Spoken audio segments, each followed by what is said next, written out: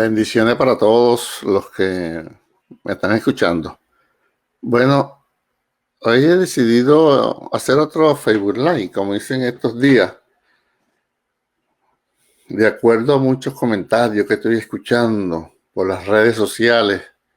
Y cuando digo que estoy escuchando es de mujeres y hombres de Dios, cada quien dando su opinión y es válido, cada quien puede opinar y sobre todo en su muro de Facebook. Por eso yo también pues me he animado a hacer comentarios de lo que dice la Biblia. Yo voy a hablar lo que yo entiendo que dice las Escrituras. Entonces lo que he estado escuchando todos estos días son cosas que dicen que viene algo peor, que estos son juicios, que viene más desgracia, que viene más esto, más aquello. Entonces hablan de puro juicio, de pura situación difícil, contraria, y cuando medio hablan de algo bueno, lo hablan rapidito y pequeñito. Entonces yo voy a comentar conforme lo que yo encuentro en las escrituras y me puedo equivocar, seguro que sí. Me he equivocado y me seguiré equivocando en muchas cosas que yo hago en mi vida, pero voy a dar mi opinión. Fíjense, cuando yo escucho que dice que viene algo peor, que ya no vamos a hacer lo mismo, que esto se acabó y que ahora vienen situaciones duras y difíciles, yo me voy a la Biblia y a la historia. Primeramente, la Biblia me habla de que el hombre lo que hace es aprender y adaptarse en los cambios. Ejemplo, el pueblo de Israel, cuando salió de Egipto, ¿verdad? Y después anduvo 40 años en el desierto, aunque Dios lo cuidaba de día con columna de nube para que no le pegara el sol y de noche columna de fuego para calentarlo por el frío, ellos tuvieron que aprender a andar en el desierto, ¿verdad? Comían del maná que Dios le daba del cielo, bebían del agua de la roca que era Cristo que les seguía, pero tuvieron que adaptarse de vivir en Egipto a vivir en el desierto. Después de 40 años entran a la tierra prometida. Ahí tienen que adaptarse ahora. Ahora, ¿a qué se adaptaron? Y aprendieron. Tenían que trabajar la tierra, la agricultura, la ganadería, las ovejas, pelear con los osos, con los leones y hacer casas. ¿Se da cuenta? Tuvieron que adaptarse y aprendieron a hacerlo.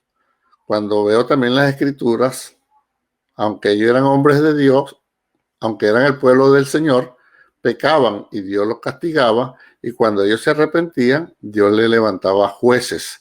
Esa fue la historia de Israel prácticamente en todo el Antiguo Testamento, hasta que llegó la era de nombrar rey. Pero era así.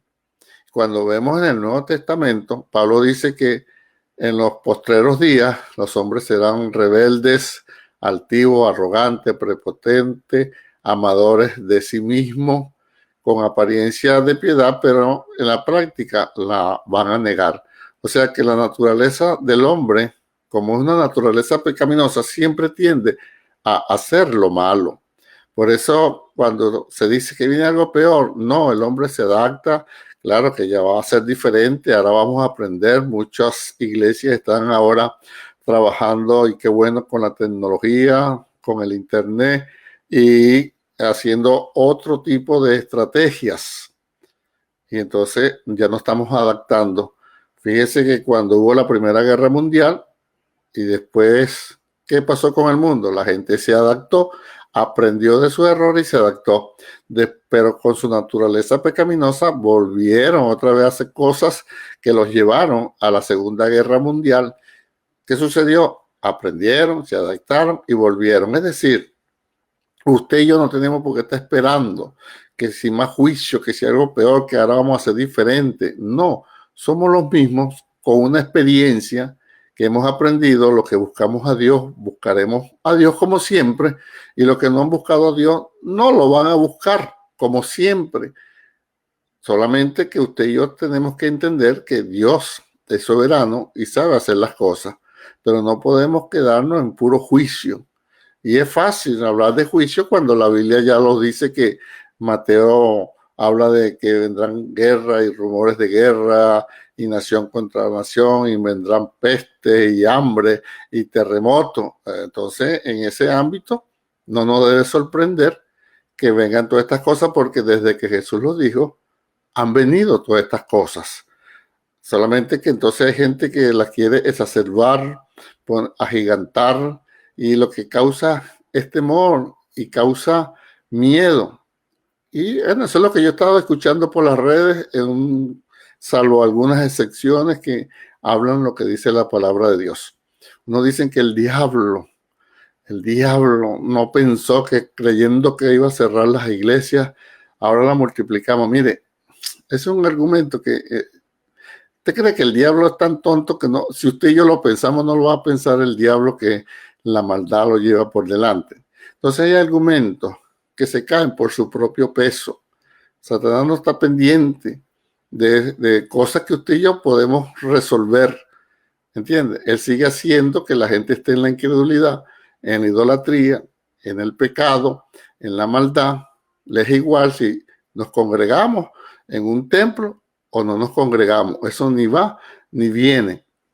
Entonces tenemos que aprender a la luz de las Escrituras, que así como el pueblo de Israel se adaptó, nosotros los hombres también nos hemos adaptado a través de todas las situaciones duras y difíciles que nos han acontecido. Hace años atrás hubo lo que se llamó la peste española, la fiebre española, la gripe española, que mató a más de 50 millones de personas. ¿Qué se hizo? Después de eso, se aprendió, se adaptó y se siguió caminando. Y eso es lo que vamos a hacer nosotros ahora. Con una experiencia más, ahora sabremos cómo actuar en un momento determinado. Los gobiernos también van a acomodar su economía de acuerdo a esta situación. También aprendieron, los que invierten, los que compran. La tecnología también va a buscar ahora formas y maneras de atender mejor a una población que sabe que la necesita por si se vuelve a ocurrir situaciones como esta. ¿Se da cuenta? Entonces, no sigue hablando de juicio y de condenación y de maldad, porque primero está escrito, segundo, no es el objetivo, y tercero, si vamos a hablar de palabras proféticas, en Romanos capítulo 14, verso 3, dice que toda profecía trae exhortación, edificación y consuelo. Exhortación, edificación y consuelo. Pero yo las que veo son puro juicio y condenación, y casi meten miedo. Fíjese, y no es que no una profecía no pueda traer una situación de juicio y de corrección, sí la hay, pero también da la salida. Tenemos el caso de Natán cuando reprendió a David, que le dijo, tú eres ese hombre, cuando David dijo, ese hombre debe morir. Y Natán le dijo, tú eres ese hombre, pero le dio la salida, le dijo, pero no morirás, Jehová ha redimido tu pecado. ¿Se da cuenta? O sea que la profecía no es para ponernos contra la pared, para asustarnos, para desanimarnos o ponernos a buscar a Dios por miedo. Voy a orar porque me da temor, me da miedo, ahí me asustaron y vienen cosas peores. Esa no es la forma de agradar a Dios. Es como un hijo que busque agradar a su padre o a su madre, pero por temor al castigo, por temor a que lo reprendan, por temor a que le quiten beneficios. ¿Se da cuenta? Eso no es, ahí no está el amor verdadero. La Biblia dice que el perfecto amor echa fuera el temor. ¿Por qué buscamos a Dios? Por agradecimiento, por gratitud, porque nuestro Señor, nuestro Padre, nuestro Rey, y Jesús es nuestro Salvador, y el Espíritu Santo mora en nosotros. Entonces, es muy diferente buscar a Dios con acción de gracia, con gratitud, como dice Colosenses, porque estamos agradecidos, que buscar a Dios porque estamos asustados. Personalmente no me gustaría que un hijo mío me respetara, me honrara, me halagara por temor a mi persona, sino porque está agradecido de mi persona como por ser su padre, y como lo he cuidado y lo he guardado hasta el día de hoy. Es muy diferente, ¿verdad? Entonces, no podemos afianzar que ahora sí estamos buscando al Señor, que ahora sí estamos haciendo altar familiar. ¿Por qué se hace altar familiar ahora? Porque, bueno, uno, porque tienen tiempo, pero siempre los hombres y mujeres de Dios, nos hemos reunido con nuestras familias, esposa, hijos, y hemos conversado de Dios. Lo que pasa es que se le pone ahora altar familiar y un horario, entonces como si no lo hago, ahora estoy peor, ahora estoy mal, entonces déjame hacer mi altar familiar. Y entonces, movido por los juicios, por el miedo, por el señalamiento, no me parece personalmente que sea así. Yo respeto la opinión de cada uno, pero yo encuentro en la Biblia todo lo contrario, que debemos ser agradecidos y agradar a Dios. Otra cosa es que yo he escuchado por las redes sociales, pero mucho, que la iglesia no está preparada. Que si ha venido el Señor, se queda mucha gente. Entonces lo que están diciendo con esto es que la salvación depende de nuestras obras, de lo que hagamos, y no depende del sacrificio que hizo Jesucristo en la cruz del Calvario. La Biblia dice en Romanos capítulo 5, dice, justificados pues tenemos paz con Dios por medio de nuestro Señor Jesucristo. ¿Se da cuenta? Entonces, el que hizo que nosotros fuéramos justificados y que seamos ahora parte del cuerpo de Jesucristo, fue Jesús mismo cuando compró nuestra redención en la cruz del Calvario, cuando él, siendo inocente, que no pecó, no se dio engaño en su boca, no le tocaba morir, pero como él dijo, tengo poder para poner mi vida y tengo poder para volverla a tomar. Este mandamiento recibí yo de mi Padre, Juan capítulo 10. Entonces, como Cristo no le tocaba morir porque no había pecado, porque la paga del pecado es muerte, entonces él puso su vida por nosotros. Y todo el que acepta al Señor Jesucristo será salvo de condenación. ¿Que hay consecuencias si somos desobedientes? Claro que sí. ¿Que las cosas no nos van a salir bien si andamos en carnalidad y en mundanalidad? Claro que sí. Pero yo encuentro en la Biblia que la salvación no es por obras para que nadie se gloríe. Nadie puede decir, como yo busco a Dios, estoy en santidad y en comunión, yo me voy. Pero el que no obra como yo, ni hace como yo, no se va. No, Señor, eso no está en la Escritura, ni depende de la acción suya ni la mía. Yo más bien encuentro un caso ahí un poco fuerte. En Corintios dice que había un hombre de la iglesia que se estaba acostando con su madrastra. Y Pablo, cuando escribe a Corintios, le dice, el tal sea, oye bien, echado, puesto en las manos de Satanás para destrucción de su carne, de su cuerpo, a fin de que su alma sea salva en el día de Jesucristo. Fíjate, un pecado fuerte. Ahora, no es que con esto yo estoy defendiendo ese pensar, esa corriente teológica que dice que somos salvos, siempre salvos, y podemos pecar y hacer lo que querramos.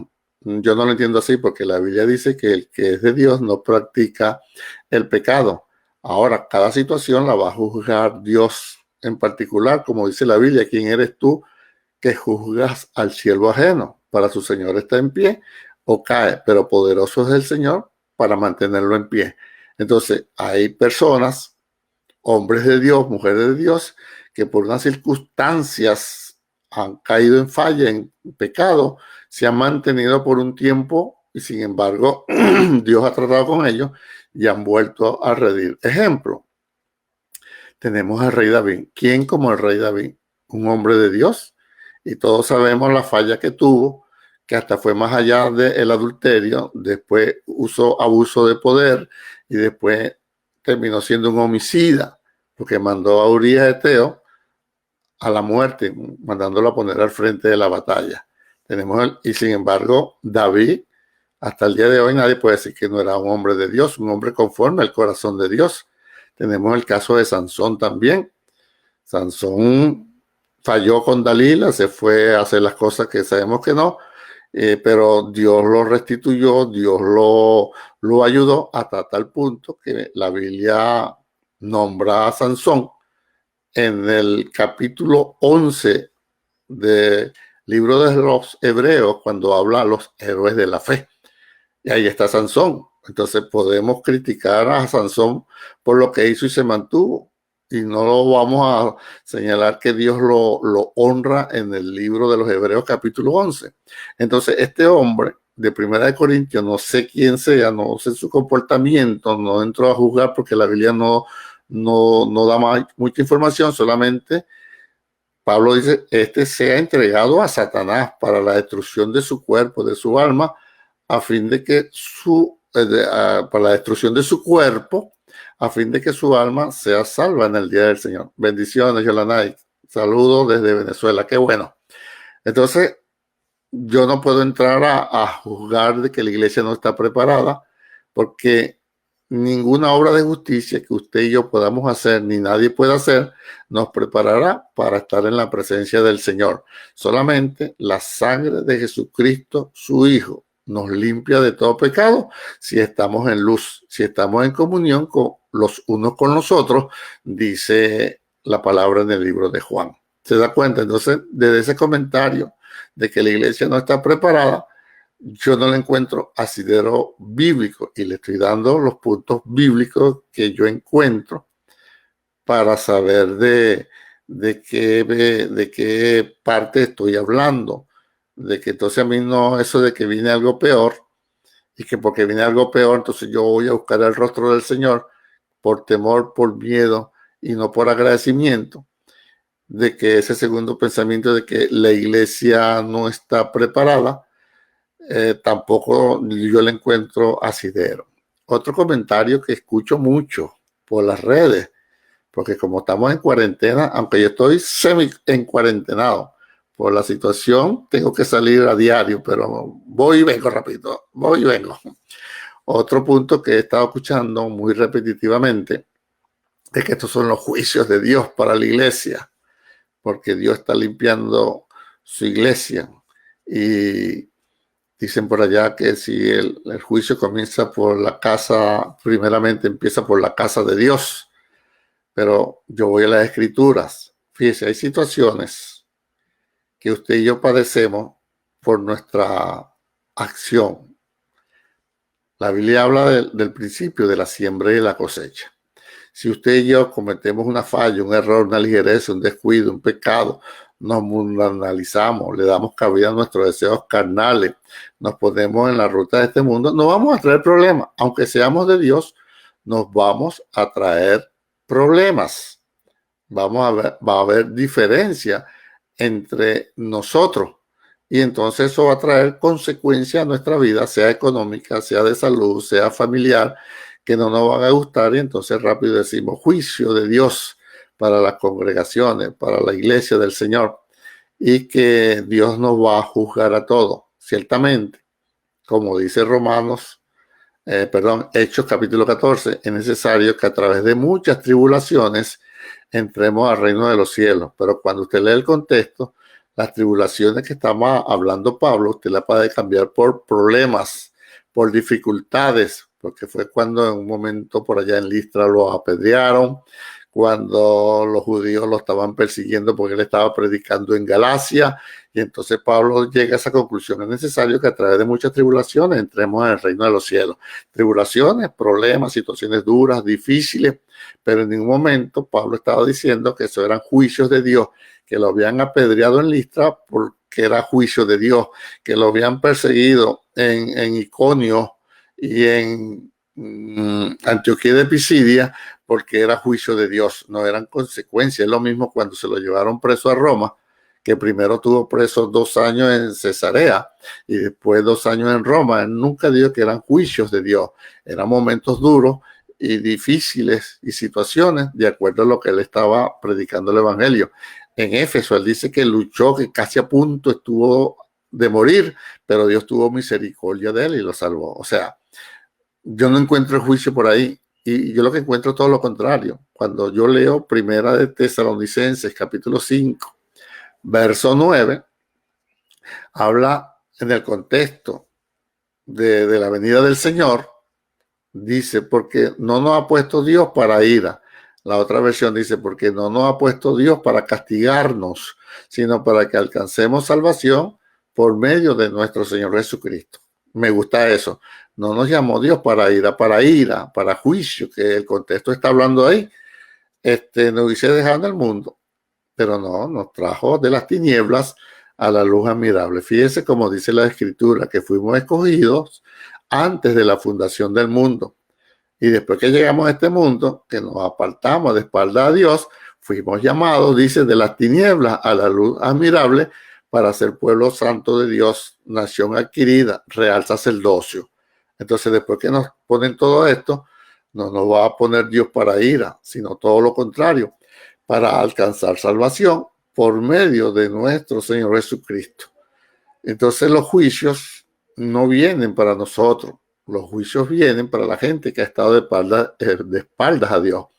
Le pongo el ejemplo. La Biblia habla en 2 Corintios, capítulo 5, verso 10, porque todos compareceremos delante del tribunal de Cristo para recibir conforme a lo que hayamos hecho en este cuerpo, sea bueno o sea malo. Ese tribunal no es para condenación, es el tribunal de Cristo. ¿Quiénes van a estar delante del tribunal de Cristo? Pues todos los que aceptaron a Cristo. ¿A quién le está hablando Pablo? A la iglesia de los Corintios, es decir, al pueblo de Dios. Y dice que todos vamos a comparecer. Ese malo que está ahí es malo de utilidad, no malo de maldad. Y la palabra tribunal que se tomó ahí es un tribunal como cuando se está haciendo un concurso de belleza. Los jueces, ¿no? Esos jueces no están para condenar, sino para agarrar las 10 finalistas, las 5 finalistas, para elegir la tercera, las 3 finalistas, y por último elegir la reina. Ese es el tipo de tribunal que habla ahí la Escritura. Cuando usted va al original, ve la palabra tribunal, la que se escogió. Pero después para los que no quisieron nada con el Señor, sí hay juicio. Usted lee allá en Apocalipsis capítulo 20, dice que después vi un gran trono blanco donde se presentaron todos los hombres grandes y pequeños y se abrió el libro de la vida, y el que no estuvo inscrito ahí fue lanzado al lago que arde con fuego y azufre. Esta es la muerte segunda. Se da cuenta que para nosotros hay un tribunal de premiación o no premiación de acuerdo a nuestra conducta, si lo hicimos bien o lo hicimos mal, pero para los que no son en Cristo hay un juicio, hay un tribunal de juicio, de condenación, que son dos cosas diferentes. De todos modos, usted puede buscar en mi canal de YouTube un mensaje, una enseñanza titulada Los Tribunales. Ahí yo hago la diferencia un poquito más específica sobre estos dos tipos de tribunales. Entonces nosotros no estamos, la iglesia no está para los juicios y la condenación, está para la corrección, sí. Está para la purificación, sí, pero no para juicio. Fíjese cómo enseña la Escritura. Vamos a la Escritura siempre. Vamos a Apocalipsis. Me llama la atención desde el capítulo 1 al 3 es donde aparece la iglesia. La iglesia de Tiatira, Filadelfia, de Éfeso, de Pérgamo y 3 iglesias más que no me llega ahorita el nombre. Y le habla y las corrige y échate colidio y yo sé de dónde estás tú y conozco tu fuerza, y le va hablando a cada una. Pero después que termina de hablar hasta el capítulo 3, capítulo 4 habla de alabanzas en el cielo. Capítulo 5 habla de que Jesucristo se presenta y es el único autorizado o capacitado para abrir los rollos que contienen los juicios de Dios. Y cuando comienzan los juicios de Dios del capítulo 6 hasta el capítulo 18, no aparece la iglesia, es donde están los juicios de los jinitas del Apocalipsis, que uno mata y hay hambre y terremoto y pestes y guerra y el sol alumbra y tantas cosas, y dice muy claro, y los hombres no se arrepintieron, y tanta esa situación hasta el capítulo 18, que termina con el juicio a la gran ramera. Cuando termina con el juicio a la gran ramera, qué bendición. Capítulo 19 es donde aparece la iglesia. Pero ¿dónde aparece la iglesia? Dice que han llegado las bodas del Cordero. O sea que nosotros, las bodas del Cordero no van a estar acá, en la tierra. Nosotros ya hemos salido con el Señor, estamos con el Señor, ya hemos pasado por el tribunal de Cristo, ya hemos recibido la recompensa. Ahora, después de la recompensa, pasamos a la bodas del Cordero, capítulo 19, pero ya se acabaron los juicios, ya desde el 6 hasta el 18, puro juicio. La iglesia apareció hasta el capítulo 3. 4 alabanzas en el cielo, 5 Jesucristo abriendo los sellos, 6 el 18, juicio y juicio y juicio y castigo, 19 bodas del Cordero, 20 juicios para los que no aceptaron al Señor, después que han soltado, después que amarraron al diablo, que tuvimos en el milenio, y después que sueltan al diablo por 1000 años, después que sueltan al diablo, después de los 1000 años, que engaña y va con todas las naciones contra Jesucristo y los santos allá en Jerusalén, es donde Dios manda fuego y los consume y los mata, y tal, para el lago que arde con fuego y los sufre, y nosotros vivir la eternidad con el Señor. Se da cuenta que la iglesia, lo que quiero demostrarle a grandes rasgos, es que la iglesia no va a pasar por esos juicios que están viniendo, que están gritando por la gran tribulación. No, para eso no hubiese dejado afuera. Lo que estamos llevando es consecuencias, sí, de nuestros actos, de nuestras acciones, y que Dios es justo, y si usted y yo estamos haciendo la cosa indebida, pues tiene que corregirlo. Entonces las situaciones vienen contra nosotros, ¿verdad? Pero no los juicios como tal. Usted puede hablar de tribulación para la gente que no tiene a Cristo. Para usted vienen correcciones y situaciones duras y problemas. ¿Quién no está pasando ahorita? La mayoría con situaciones económicas por lo que está pasando con esto de la cuarentena. La gran mayoría, y hasta yo estoy ahí, estoy creyéndole a Dios. Pero estamos contentos, estamos hablando de bendición, estamos hablando, como dice la Biblia, alzaré mis ojos a los montes, dijo el salmista. ¿De dónde vendrá mi socorro? Él mismo responde, mi socorro viene de Jehová, que hizo los cielos y la tierra. Después dice por allá, y no dará tu pie resbaladero, ni se dormirá el que te guarda. O sea que hay promesas de protección, de cuidado para nosotros. Y esto tampoco es el fin del mundo, todo esto que está pasando. Porque a veces toman Mateo capítulo 24 y hablan de guerra y rumores de guerra y de nación contra nación y pestilencia y hambre. Y eso es cierto, eso viene. Pero no me leen el versículo 14 que dice, y este evangelio del reino, no es cualquier evangelio, el evangelio del reino, será predicado a todas las naciones y luego, y entonces vendrá el fin. El fin no está precedido por hambre y terremoto y todas estas cosas que han de venir. El fin está precedido por la predicación del evangelio del reino. Evangelio del reino, primeramente, salvación, provisión, protección y alabanzas y reconocimiento a nuestro Dios. ¿Se da cuenta? Ese es el evangelio del reino. Pablo dijo en una oportunidad, he aprendido a vivir en la abundancia y he aprendido a vivir en la escasez. A todo puedo hacerle frente. Está hablando de la abundancia o de la escasez gracias a Cristo que me fortalece. Se da cuenta que ese es el evangelio del reino y será predicado Mateo 24:14, se lo repito, este evangelio del reino, y entonces vendrá el fin. Así que estos son mis comentarios que quise darlos. Dispénseme si alguien piensa diferente, lo respeto, pero estos son mis comentarios y ahí se lo dejo. Bueno, que Dios le bendiga, que Dios le guarde. Si alguien quiere conversar conmigo, lo puede hacer por Messenger o mi correo electrónico sergiocabello50@hotmail.com. Paz, salud y bendiciones. Y Yolanay, saludo, que está desde Venezuela en conexión. Paz para todos, bendiciones. Será hasta el próximo Facebook Live.